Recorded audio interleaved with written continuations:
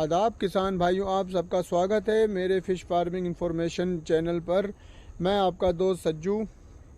आप सब लोग स्वस्थ होंगे। किसान भाइयों, अब फरवरी हमारी स्टार्ट हो चुकी है, फरवरी माह स्टार्ट हो चुका है।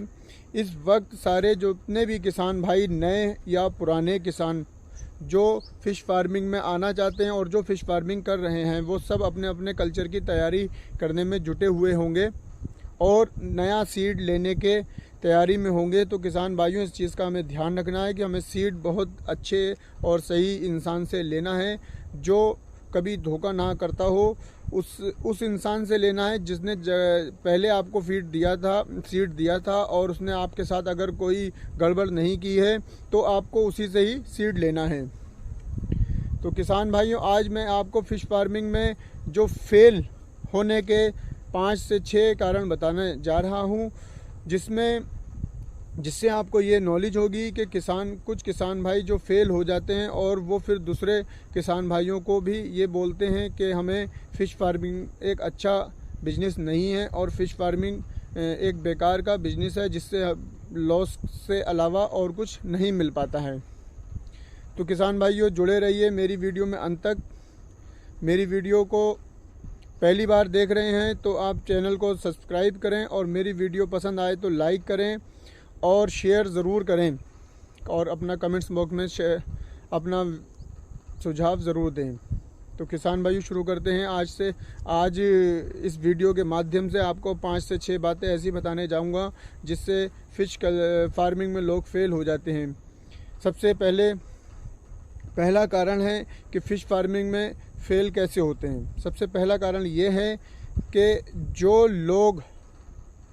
बिना नॉलेज के फ़िश फार्मिंग शुरू करते हैं, वो फ़िश फार्मिंग में फेल होने के उनके कारण ज़्यादा होते हैं। किसान भाइयों, हमें एक सक्सेसफुल फ़िश फार्मिंग जो काफ़ी वर्षों से कर रहे हैं, काफ़ी सालों से कर रहे हैं, उससे हमें अपनी नॉलेज लेनी चाहिए। हमें उस किसान भाई या उस फ़िश फार्मिंग वाले से नॉलेज नहीं लेनी चाहिए जो वो पहले से ही सक्सेसफुल नहीं है और वो आपको भी सही सलाह नहीं दे पाता और आप उसकी पद्धति के हिसाब से, उसके काम के हिसाब से जब काम करते हैं तो आप भी फेल हो जाते हैं। वो अपने तरीके से आपको बता देता है। जो सक्सेसफुल किसान होता है वो आपको अगर ठीक से बताएगा तो आप सक्सेसफुल हो जाएंगे। यूट्यूब पे फेक वीडियो देख के फ़िश फार्मिंग ना करें। सोचें कि कोशिश करें एक अच्छी यूट्यूब के जो सही वीडियो अपडेट करते हैं उन लोगों से कांटेक्ट करें, बात करें और उनकी वीडियो को जब फॉलो करें, क्योंकि यूट्यूब पे बहुत सारी फेक वीडियो पड़ती हैं और डाली जाती हैं जिसकी वजह से किसान भाइयों को देख के और उत्तेजित हो गए और वो फ़िश फार्मिंग शुरू करते हैं और उसमें फेल हो जाते हैं। तो किसान भाइयों, हमें यह ध्यान रखना है कि हमें नॉलेज लेनी है पहले, तब हमें फ़िश फार्मिंग शुरू करनी है। दूसरा कारण ये है कि वो उनकी फाइनेंशियली प्रॉब्लम आ जाती है। जैसे कि उन लोगों ने, जिस किसान भाई ने अपना बजट जिस हिसाब से सेट किया था और वो उस बजट में जाके वो फिर बीच में जाके वो बजट टूट जाता है और उसके कारण वो फेल हो जाते हैं।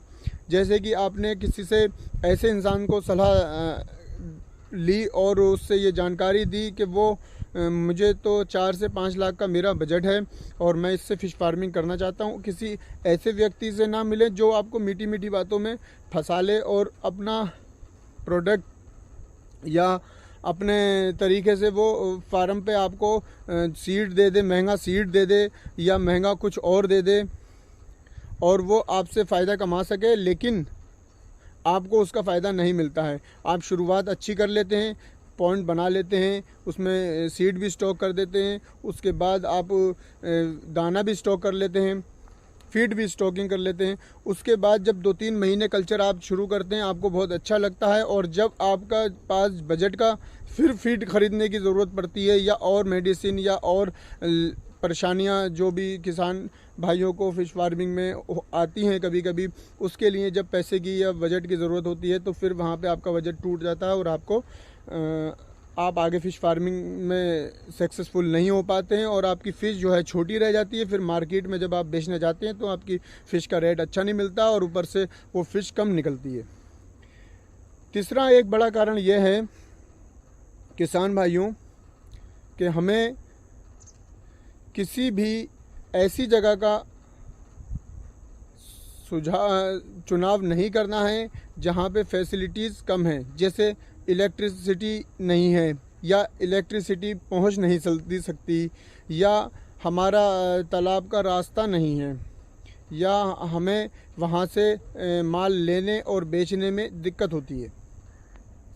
तो और वहाँ हमारा फीड पहुँचाने में दिक्कत होती है, और तरह तरह की ऐसी परेशानियाँ जो उस फील्ड में होती हैं, जो आपको वहाँ पहुँचे हर चीज़ की सुविधा देने में और आने में जाने में दिक्कत होती है। आप अपने फार्म पे समय ना दे पाएँ उसकी वजह से, तो उसकी वजह से भी हम फ़िश फार्मिंग में फ़ेल हो जाते हैं। किसान भाइयों, ये जो मैंने आपको बातें बताई, मुझे उम्मीद है कि आपको बहुत ठीक से समझ में आई होंगी।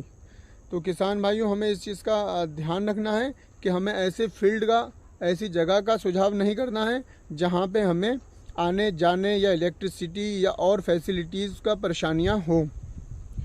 और किसान भाइयों, चौथी एक वजह यह है कि हम लोग जैसे किसी भी ऐसी जगह का चुनाव कर लेते हैं जिसका वहाँ पे पोल्यूशन ऐसा होता है कि पानी मेंटेन रखने में हमें बहुत दिक्कत होती है, जिसमें पानी में हर वक्त कुछ ना कुछ परेशानियाँ होती हैं, या जैसा ऐसा सोच सकते हैं कि जैसे पानी वो अच्छे से रोक ना पा रहा हो,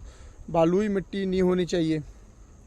उसमें पानी अच्छे से रुक नहीं पाता है, और या फाइटोप्लांटोन अच्छे नहीं होते हैं, और जिस तरीके से वो वाटर जो है हमारा मेंटेन रहने में बहुत ज़्यादा दिक्कत होती है, हमारा मेडिसिन खर्चा बढ़ता ही जाता है। हमें वहाँ की जो मिट्टी है वो टेस्ट करा लेनी चाहिए, और हमें ये देखना चाहिए कि वो उसमें कोई पोल्यूशन जैसा कुछ तो नहीं है, ऐसी जगह तो नहीं है जो हमें वाटर मेंटेन करने में बहुत सारी दिक्कतें ना आए। तो किसान भाइयों,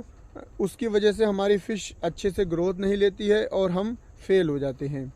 किसान भाइयों, हमें एक और पॉइंट ऐसा है जिसका बहुत ध्यान रखना होता है, जैसे कि हम किसी भी ऐसे आदमी से सलाह ना लें जो आपको ऐसी सलाह दे कि आप तो 10 लाख लगाएं, 20 लाख आपके हो जाएंगे, आप 1 एकड़ से फार्मिंग से 10 लाख रुपए कमा सकते हैं, आप 2 एकड़ की फार्मिंग से 20 लाख कमा सकते हैं। ऐसे इंसान से आपको सलाह नहीं लेनी है, क्योंकि ऐसा कभी नहीं होता है फ़िश फार्मिंग में कि आप 1 साल में करोड़पति बन जाएं, ऐसा कभी नहीं होता है। और एक सबसे बड़ा कारण ये है, हमारे फ़िश फार्मिंग में जो लोग एक तरीके से ये सोच बैठते हैं कि हमें मछली पालन में बहुत ज़्यादा एकदम से फ़ायदा हो जाएगा, ऐसा कभी नहीं होता है। किसान भाइयों, हमें इस बात का बहुत ध्यान रखना है, और इस प्रकार हम मेरी दी गई जानकारी से आपको ये मालूम हुआ होगा कि फ़िश फार्मिंग में कितना झोल झाल होता है और कितनी परेशानियां भी होती हैं। सब लोग फ़िश फार्मिंग में आगे बढ़ने की बात तो बताते हैं, लेकिन उसमें फ़ेल होने के कारण भी हैं कि हम किस वजह से फ़ेल हो जाते हैं। किसान भाइयों, एक सबसे बड़ा कारण ये है, जो लोग कम जगह में फ़िश फार्मिंग स्टार्ट करते हैं उसमें उनके खर्चे ज़्यादा हो जाते हैं। जैसे कि हमारा जो वहाँ पे हमने कमरा या जो स्टॉकिंग करने के लिए हमने अपने बैठने के लिए जगह बनाई होती है, वो कम जगह में अगर हम फ़िश फार्मिंग शुरू करते हैं और उस पर हम अपनी लेबर ज़्यादा रख लेते हैं, और बोरवेल का जो हमारा खर्चा है उसका धीरे धीरे जो खर्च है वो इतना हो जाता है कि हम 1 या 2 एकड़ में मछली पालन में कवर नहीं कर पाते हैं। इसी वजह से हम लोग किसान भाई फेल हो जाते हैं फ़िश फार्मिंग में। क्योंकि आपको मेरी ये सलाह है कि आप 5 एकड़ से अगर बड़ा वाटर बॉडी में काम करते हैं तो हमारी लेबर का जो खर्च है वो हमारी जो फ़िश हमने पाली है उसमें एडजस्ट हो जाता है, और हमारा जो बिजली का बिल है हमारा, और जो उसमें रहने वाले खर्चे होते हैं वो सब एडजस्ट हो जाते हैं। तो फ़िश फार्मिंग में आपको जो मैंने इन्फॉर्मेशन दी, आपको ये मेरी इन्फॉर्मेशन अच्छी लगी होगी, और मेरी वीडियो पसंद आए तो लाइक करें और मेरे चैनल को सब्सक्राइब करें, और मेरी वीडियो देखने का धन्यवाद।